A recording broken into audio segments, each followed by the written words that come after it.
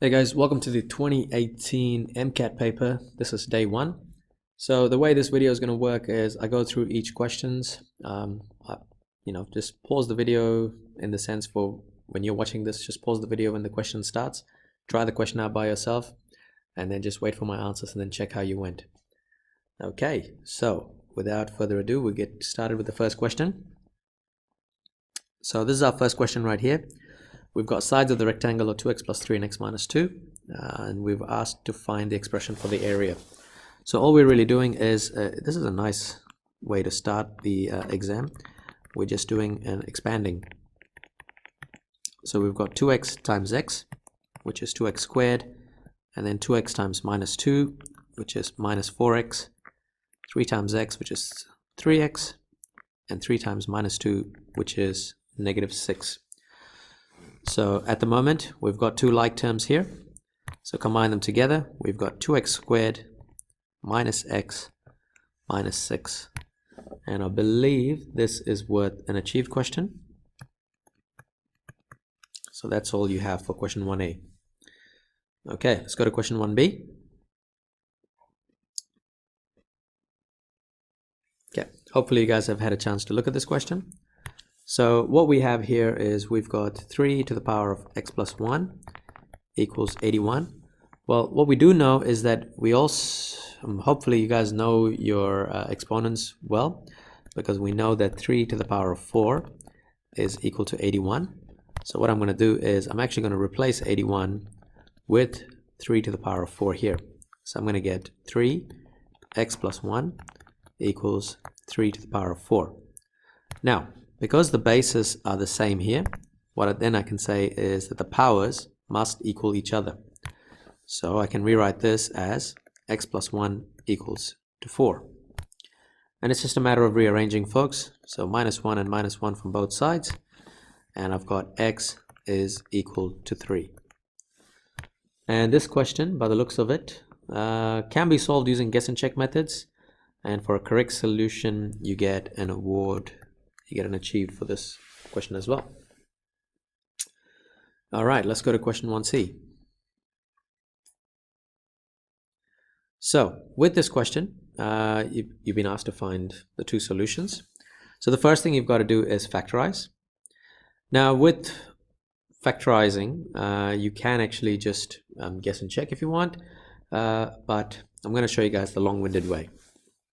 So the way I solve this question is the first thing I do is I actually go 3 times minus 8 first as negative 24. So what I'm actually looking for is I'm looking for two numbers that multiply to minus 24 and they also have to add up to 2. Okay. So if you're wondering where I got the 2 from, I'm actually looking at this thing right here. So that's where that 2 comes from. And I'm looking for two numbers that multiply to minus 24 and add up to 2. So messing around, I know that it's going to be 6 and negative 4, because 6 plus negative 4 is equal to 2, and 6 times negative 4 equals negative 24. So what I'm going to do is I'm going to replace the 2 with positive 6 and negative 4. So in other words, I'm going to rewrite this quadratic. So it's 3x squared plus 2x minus 8 is equal to 0. And so what I'm doing right now is I'm going to replace the positive 2 with the 6 and negative 4. So in other words, this looks like this. 3x squared plus 6x minus 4x minus 8 is equal to 0. So at this point, what I need to do is factorize by parts. I'm going to factorize the left-hand side and then factorize the right-hand side. And hopefully I can get to the solution sometime soon. So looking at the left-hand side, I've got 3x as a common factor, which means inside I'm going to get x plus 2. And then looking at the right-hand side, I've got negative 4 as a common factor, which means I can take it out, and I've got x plus 2 is equal to 0. So at this point, hopefully you guys can see that x plus 2 here is a common factor in both of these things. So we can take it out again, and what you'll end up with is x plus 2, and then in the second bracket, you're going to have 3x minus 4 equals to 0. So I'm looking at the 3x, which comes from there, and minus 4, which pops up there. So right now what I've done is I've factorized this. So factorizing this gets you an achieved grade, but we are asked to actually solve this. So we got to do this one more step where we need to actually write down x plus 2 equals to 0, or 3x minus 4 equals to 0. Rearranging it, I've got x is equal to minus 2, and then here I've got 3x is equal to positive 4, and then of course divide both sides by 3, and I've got x is equal to 4 over 3. So in other words, my answers for this particular question is x is equal to negative 2 or 4 over 3. And I think doing this gets you a merit grade for both solutions correct. Okay, let's go to the next question. Alright, so the next question we have is area of the right angled triangle is 35. What's the value of x? So the first thing to realize is when you have area of a triangle, the area is equal to half times base times height. So in this case, we can kind of see that the base is the bottom of the triangle there. And then we've also got the height of the triangle, which is going to be x. So we're going to, and we also know one more thing. We know what the area is. The area is actually equal to 35 centimeters squared. So we're going to rewrite this equation as 35 equals half multiplied by base, which is 4x plus 6, multiplied by height, which is just x. Okay, so from this point, what we can do is we can start rearranging things so that it makes it a bit more easier for us. Now, what I'm going to do is, let's see, there's a couple of different ways of doing this. All right, so what I'm going to show you guys is I'm going to rearrange things to make it into a quadratic. So the first thing I'm going to get rid of is this half. So when I bring 2 across to the opposite side, it becomes multiplied. So then it looks something like this. Where's my different colored pen? Let's go here. So I've got 2 times 35 is equal to 4x plus 6 times x. So I've got 70. And then here what I can do is I can actually expand the bracket. So x times 4x is 4x squared plus x times 6 is 6x. So bringing the 70 to the other side, I've got 0 is equal to 4x squared plus 6x minus 70 equals to 0. Now, one thing that you can notice here is that all of these numbers are even. So that means you can actually you can actually take 2 out as a common factor, and you're going to end up with 0 is equal to 2x squared plus 3x minus 35. And of course, 0 divided by 2 is 0. So extending this, I'm going to write this as 0 is equal to 2x squared plus 3x minus 35. Now, again, remember that with a quadratic where the a value is bigger than 1, we've got to do that extended kind of factorizing. So what I'm going to do is, the first thing I'm going to do is 2 times negative 35. So 2 times negative 35 is equal to negative 70. And so basically I'm looking for 2 numbers that multiply to negative 70 and also 2 numbers that add up to positive 3. So once again, if you want to have a look at it, positive 3 is from there, and the 2 and negative 35, which equals 70, is there. Okay, so now let's have a look at what 2 numbers multiply to negative 70 and add up to 3. That's going to be 10 and negative 7. So 10 and negative 7, when you add it, you get 3. When you multiply it, you get negative 70. So I'm going to replace the 3 with positive 10 and negative 7, which means when I rewrite this equation, I'm going to get 0 equals 2x squared plus 10x minus 7x minus 35. So that's where I've replaced 3 with. Instead of writing it as 3x, I've written it as 10x and negative 7x. Okay, so the next part is actually splitting it up by parts. Let me just do that thing again. So the 10 is there and the negative 7 is there. So I'm going to split it up by parts, so factorize by parts. So on the left hand side, what I have is 2x squared and 10x. So 2x is a common factor, which means I'm going to get x plus 5. And then for the right hand side, I've got -7 as a common factor. So I can take out -7, and then that's going to be x plus 5. So at this rate, I can kind of see that x plus 5 is a common factor for both of these terms. So I can rewrite this as 0 equals x plus 5 and then 2x minus 7. Once again, the 2x comes from there and the -7 comes from there.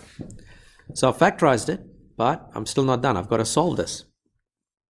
So when I actually solve this, I've got x plus 5 is equal to 0, or 2x minus 7 equals to 0. In the first case, x equals to -5, and in the second case, 2x is equal to +7, and x is equal to 7 over 2, so x is equal to 3.5. Now those are my two answers right there, but remember that this is actually a question with a length, and I'm particularly looking at these. So I've got two answers, right? I've got x is equal to -5 or 3.5. But here's the thing though. Where is my pen? Let's have this one here. You've got a x here as the height. All right. Now you can't actually have a height of -5. You can have a height of positive 3.5, but you can't have a height of -5. So in this case, you need to actually say something like, height can't be negative. Height can't be negative. Therefore, x is equal to 3.5. Okay, so grades-wise, correct solution and justified gets you an excellence. A merit is you got to do 2 of the above procedures, which means if you do...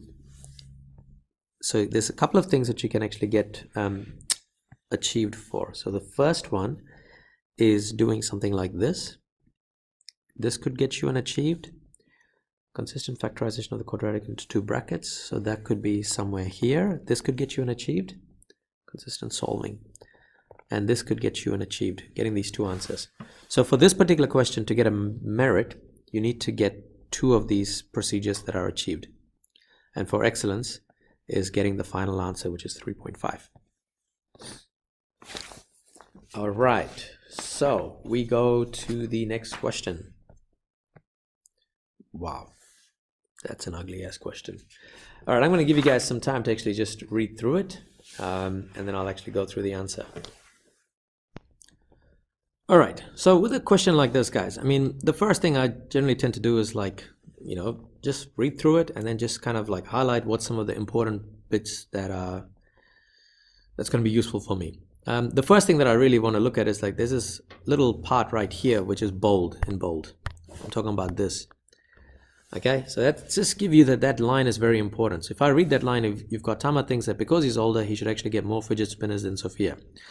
All right, let's go through a few other things. Yeah, blah, blah, blah. Yeah, and then the grandmother says this. It's given a formula. So that's the second part that's actually important to us right there. All right, now that's actually Sophia's equation. So the number, the formula for Sophia is actually n cubed plus 3n. Okay. Then we have this line particular here, which says Tama will get the number n squared times 2 plus 6 times the number n. So we've actually got to write that as an equation. So I'm going to write that as an equation. So we've got n, which is squared, n squared, so squared, and then times 2, plus 6, that's that, and then times the number n. So we've got this whole thing that's then multiplied by n.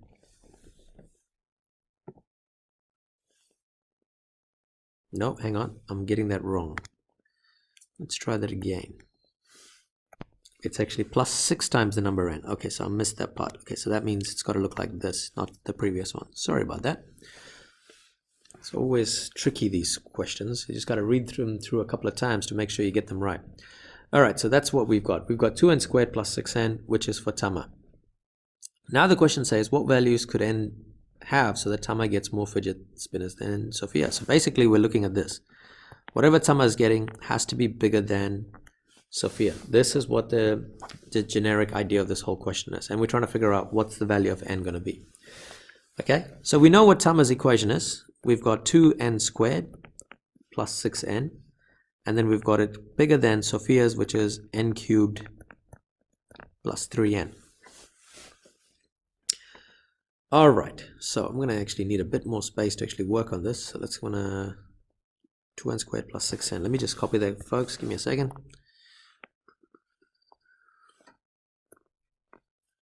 No, that's not going to work. You know what? I'm just going to write it down. It's just too much work otherwise. So let's go here. So we've got 2n squared plus 6n, and it has to be bigger than Sophia's, which is n cubed plus 3n. Okay, now we've got to try and solve this.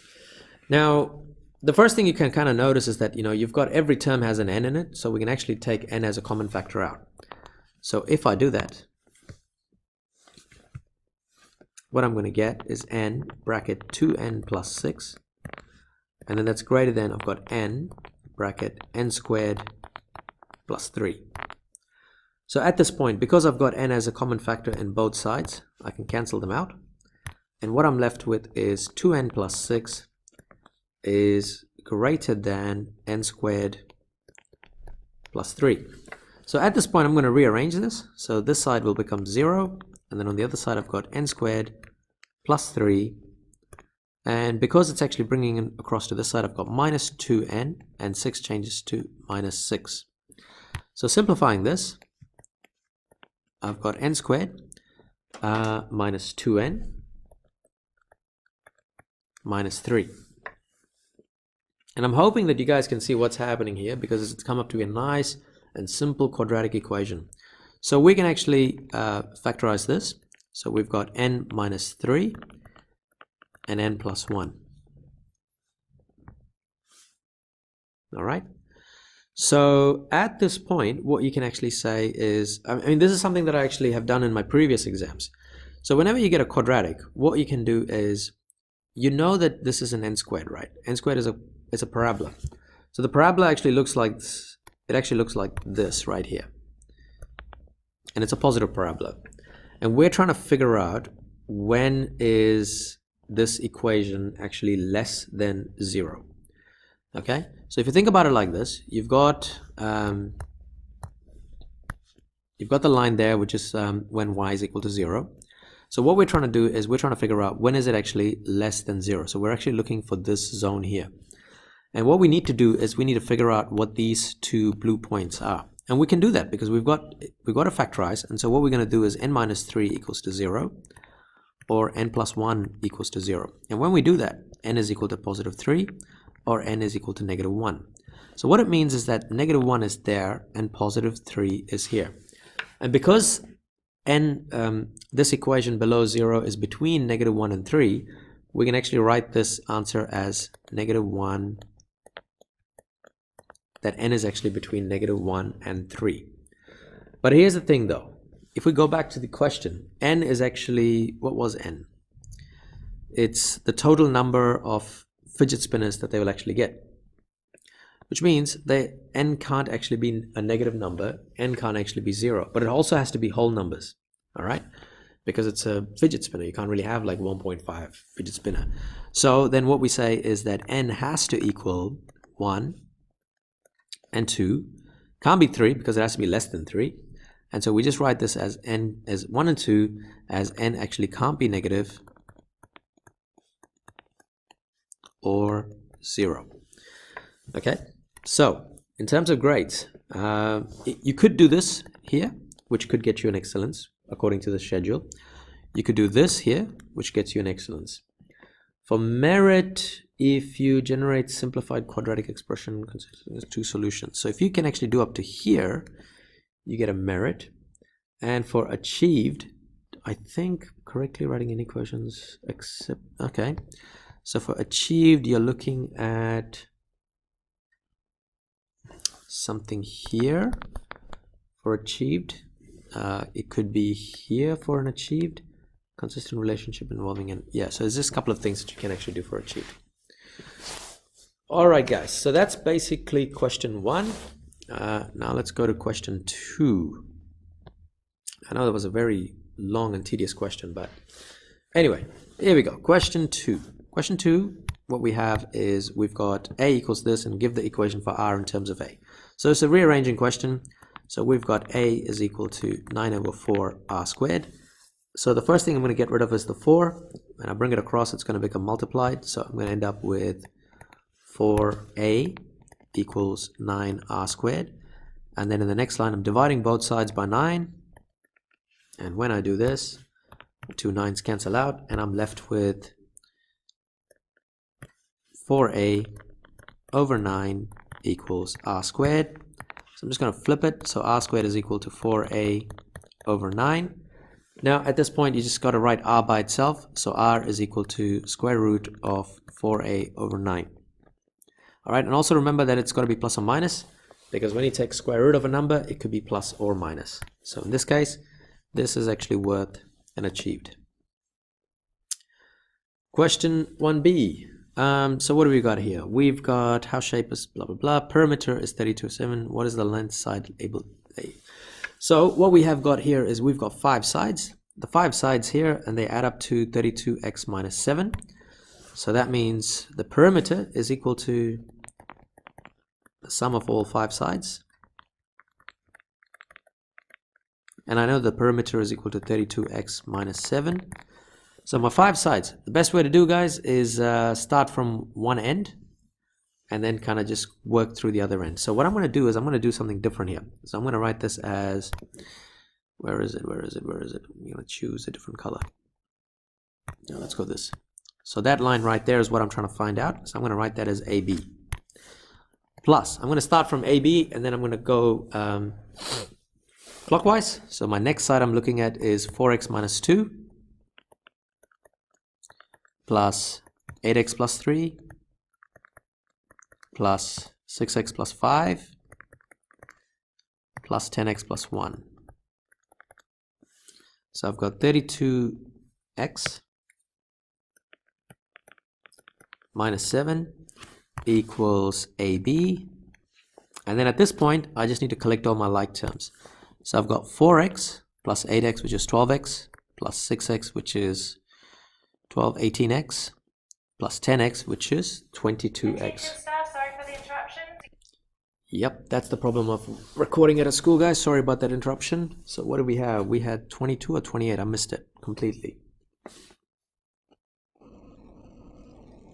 Let's go 4 and 8. I've got 12, 6, 18. 18 and 10 is 22x. Nope. Why do I keep saying 22x? It's 28x. All right, and as for the numbers, we've got minus 2 plus 3, which is 1, plus 5, which is, wow, 8, 6, and 7. So we got that as 7. And now, just rearrange it. So we've got 32x minus 28x minus 7 is what AB is. So basically what I've done is I've just rearranged it there, guys, which means 32x minus 28x, we've got 4x. Negative 7 minus 7 is negative 14. And so that's what AB is equal to. So now this question is actually not a bad question, and it's not bad for a merit question. So getting the right answer is getting it to a merit. Establishing a relationship including AB, so I would probably say somewhere around here gets you an achieved. And that's what this question is. Apologies about the interruption and the mistakes, but early morning recording. All right, so question C, we've got write this as a single fraction.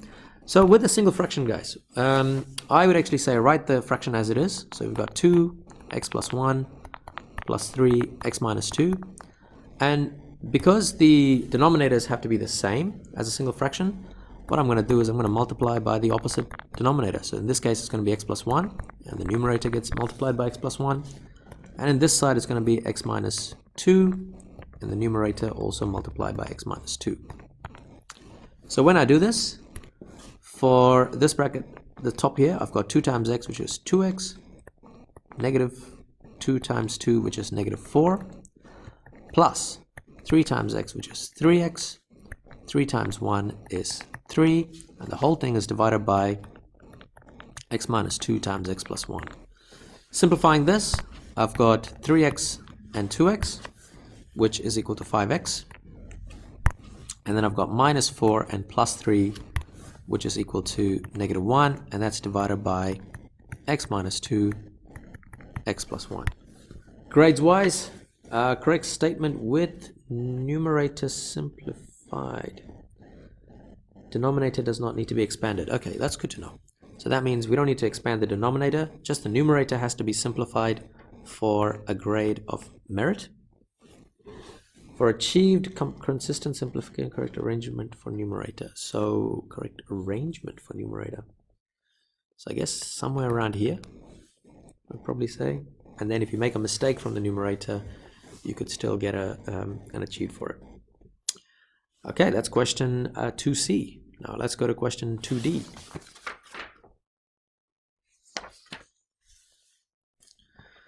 All right, so question 2D, what we have is a classic exponential question again.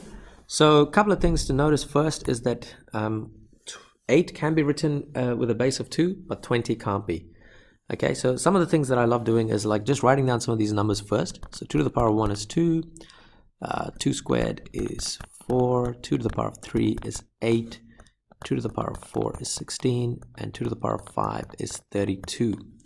All right, now this is just to give me a bit of an idea of whether I'm doing the right thing or wrong towards the end.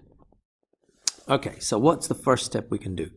We can actually rewrite 8 as 2 to the power of 3. So we're going to write 8 as 2 to the power of 3 multiplied by 2 to the power of x minus 4, and then that has to be less than 20. So at this case, because the bases are the same, we can actually add the powers. We've got 3 plus x minus 4 is less than 20, and then we've got 2 is to the power of x minus 1 is less than 20. So from here, guys, there's a couple of ways of actually doing this. All right, so I'm going to show you guys both ways to do this. Now if I actually say 2 to the power of 4, is it less than 20? Now that's actually true, okay, because 2 to the power of 4 is 16. All right, and it is actually less than 20. But if I actually do 2 to the power of 5, is it less than 20? The problem is that it's not, because it's actually 32, and then 32 is actually not less than 20. So what I do know then is that the power here, which is 4, and the x minus 1, they, like x minus 1 can actually equal 4, or it can be any number below 4. So in other words, I can rewrite this as x minus 1 has to be less than or equal to 4. Because I'm just looking at that power, all right? The power, the maximum that power, the yellow colored highlighted number it can be is actually 4. But it could also be less, because you could actually have 2 to the power of 3, because you could actually have something like this. 2 to the power of 3 is also less than 20, all right? And 2 to the power of 2 is also less than 20, which is actually true. So that's why I have to write this as x minus 1 has to be less than or equal to 4. Okay? So once I do that, it's a matter of rearranging it, because what I have is plus 1 and plus 1 for both sides. And I can rewrite this as x has to be less than or equal to 5. And that's basically it.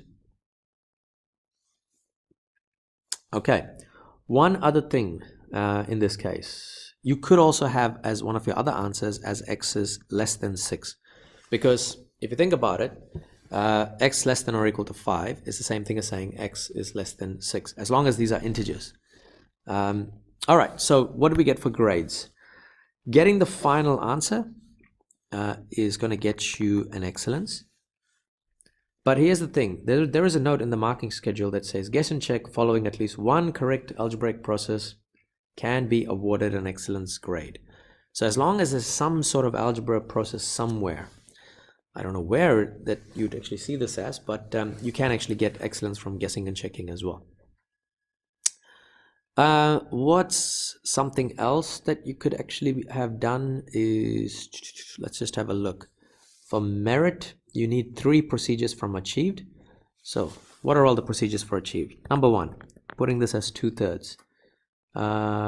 You could, oh no, we're not doing that. Right hand side and index form. So right hand side and index form, well, that's not possible for us on this side. Combine the indices on left hand side to the simplest form, so this could give you an achieved. And then also writing something like this but incorrectly could get you an achieved as well. Okay guys, that's it for this question. We go to the next question now. Alright, as usual, I'd actually ask you guys to pause this question, pause this video and just kind of go through the question, and I'll start it in a couple of seconds. Alright, so this is one of these really funny questions which I've not seen before, which has basically got almost 2 sets of simultaneous equations.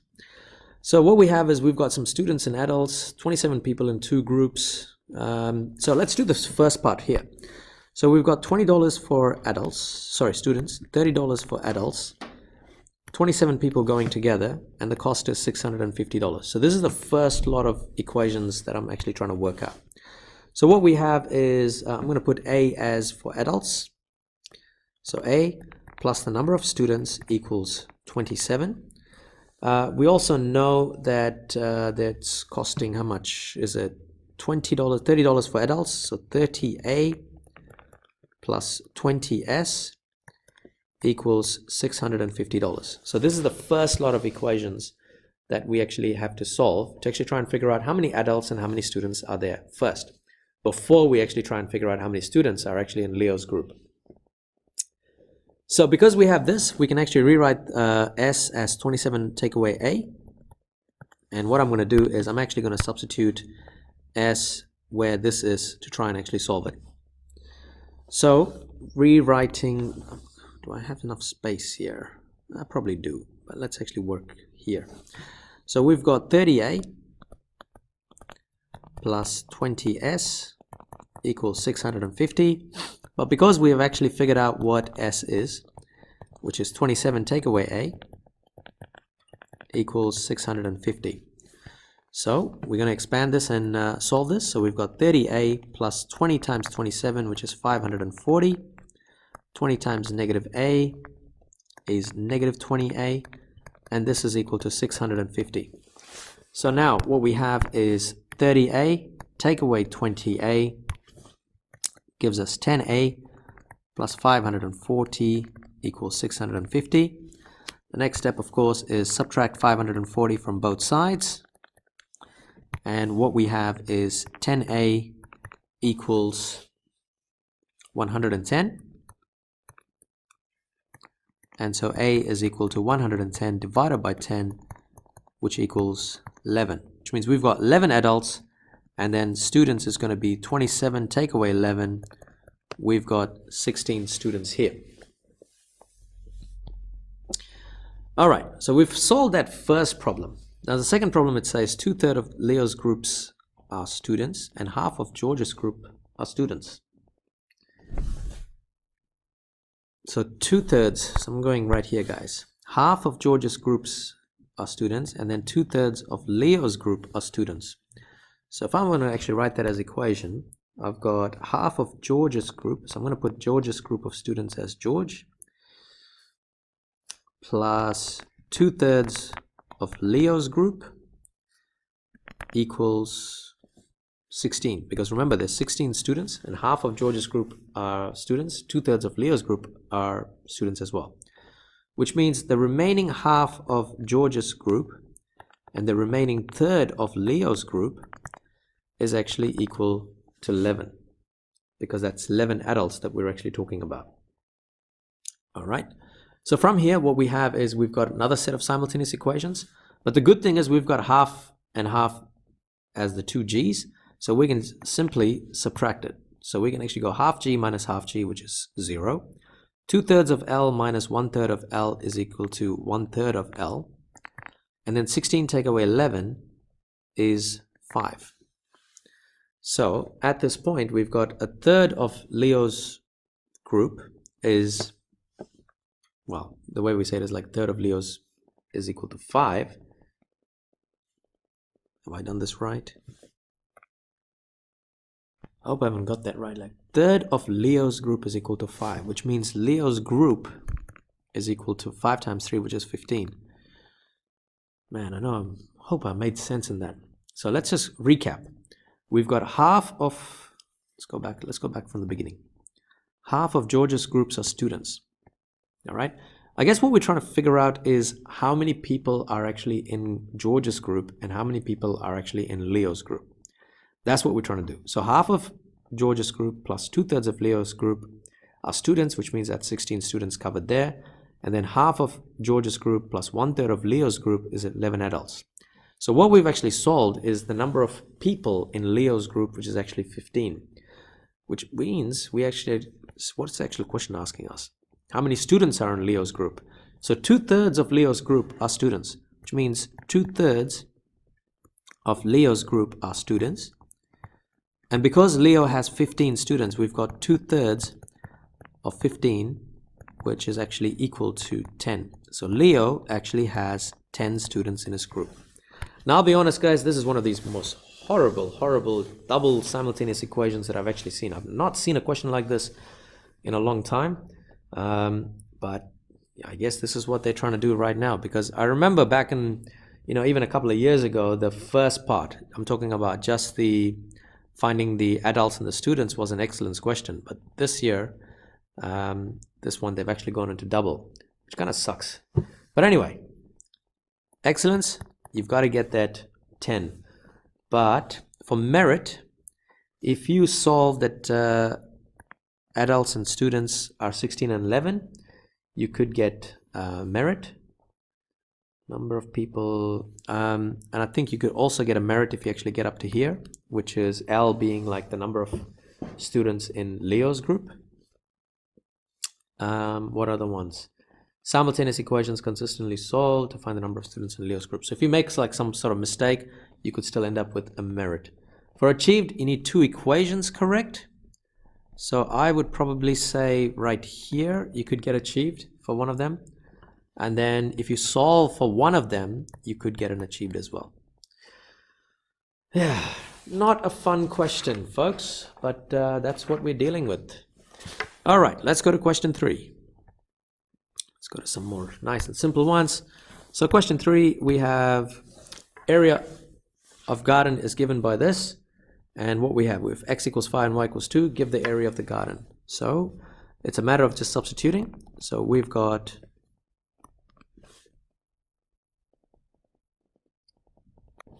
sorry folks, my computer froze there. So what we've got x is equal to 5. We can substitute x there, and then we've got y is equal to 2. So let's find the area. Area is equal to 2. X is 5 plus 3 times x is also 5, and y is 2 times 2 squared. So we have 2 multiplied by 5 plus 3 times 5 times 4. 5 plus, we got 20 and 60, 65 equals 130. All right, this question is worth a nice and simple achieved, and that's what it is. Question 3b, what we have is a simplified question. So what we need to do is factorize the numerator, factorize the denominator, and then we should be on our way. So in the numerator, we can see that 3x is a common factor. So we can write 3x, x plus 4, and then in the denominator, we've got x squared minus 16, which we can write as x minus 4 and x plus 4. At this point, we've got 2 common factors, cancel them out, and you're left over with 3x over x minus 4. Grades wise, getting this to the final point gets you a merit, or achieved is correct factorizing of numerator or denominator. That's what we're doing. All right, let's go to the next question.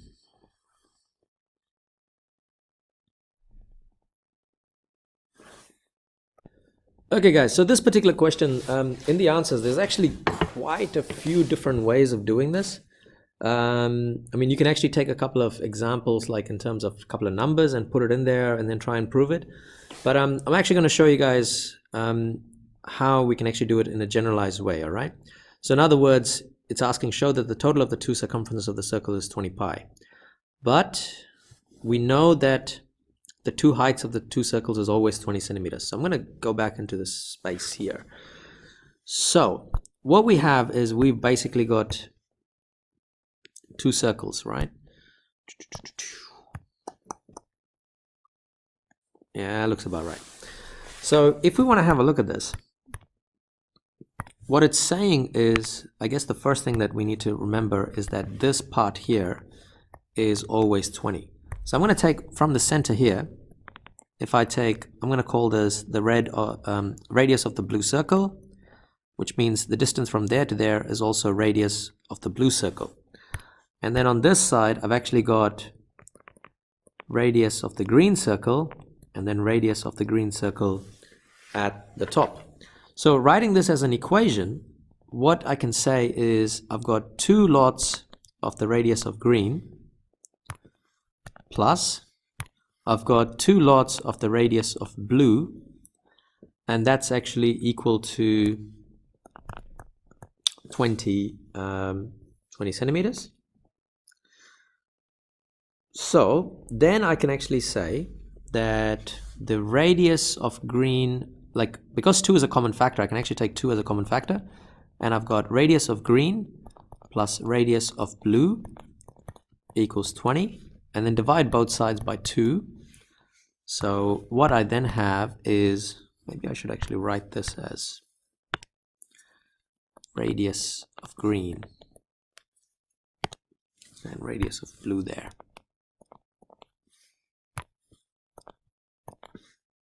Which means I've got radius of green plus radius of blue equals to 10.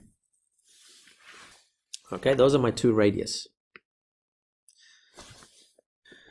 So that's one thing that I know, right? Now I want to try and prove that the circumference of these 2 circles is going to equal to 20 pi, because I think that's what it actually said right here. So if I want to do the circumference of the 2 circles, so circumference formula is actually given to you guys here, which is right there, 2 pi r. Okay, so I'm kind of going to go into a little space here. I've got circumference of the green circle, and I want to do plus circumference of the blue circle. Okay, now watch what happens here. Circumference formula is 2 pi r. So I'm going to write this as 2 pi radius of the green circle plus circumference of the blue circles, which equals 2 pi r, and radius of whatever the blue circle is. So at this point, you guys should be able to notice that 2 pi is actually a common factor. So we can actually take 2 pi out. So if we take out 2 pi, what we have is radius of green plus radius of blue inside our brackets. But watch what happens. We also know that radius of green plus radius of blue is actually equal to 10. So we can actually replace this whole thing with 10. And when we do that, we actually end up with 2 pi multiplied by 10, which actually is equal to 20 pi. And that's our proof right there, because remember, that's what the question actually asked us, that it equals to 20 pi centimeter. And we've actually done that. So grades wise, oh damn, I already used the green. I should have used a different color, but that's all right. The final proof should get you an excellence. For merit, you've got, because this question's a bit weird, guys, I'm just trying to even think where I would actually put this as a merit. Generalized relationship factorize. I think the way that I've done it here, second numerical calculation, 2 correct procedures from you, generalized solution. So you could somewhere along here, if you get there along here, for achieved, you could actually try a couple of different numbers. So try it with numbers, or diameter of 2 circles. So this could be achieved here. I'm talking merit is somewhere around here. Achieved is there. I would actually ask you guys, if you get a chance to actually look at the exam paper, because there are actually about they're actually shown it in about 4 different ways, and I'm just doing one method here, which I find easy. But anyway, we go to the next question, which is part 2 of this question, which is, what are they asking? Give the equation for the difference of areas of the two circles. Give your answer in the simplest form. And they've given us the equation of areas pi r squared. So basically, what we know is what they want is the difference in areas. So we can actually say something like this. So difference in area is equal to, we have area of the blue circle,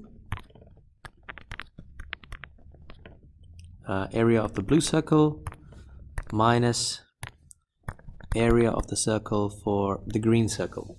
Okay, so we know that the blue circle, it's going to be pi r squared, but we're going to put that as pi r b. Is that a good idea? Yeah, let's try it out. Minus area of the green circle, which is going to be pi r g2, and then we've got difference is going to equal this minus this. All right, so basically we've got the blue circle minus the green circle, but the problem is we've got two unknowns here. All right, we've got rb and then rg. What we can actually know from our previous question, we knew that rb plus rg was actually equal to 10. Was that right? Let's go back and have a look. Where was that? There we go. Rg plus, right here I'm talking about, rg plus rb is equal to 10. So I'm going to use that in this equation. Let's get rid of that. So what we have is we've got rb plus rg equals to 10, which means, and now I can rewrite rg as 10 minus rb. Okay, because what I'm going to do is I'm going to take this thing here and I'm going to substitute it instead of rg. So then what I have is pi rb squared. Now I'm just going to leave it as rb, that's fine.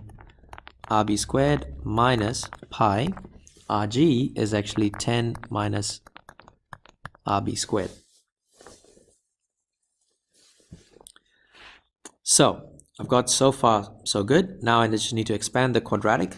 So I'm going to get pi rb squared minus pi times 10 minus rb, 10 minus rb.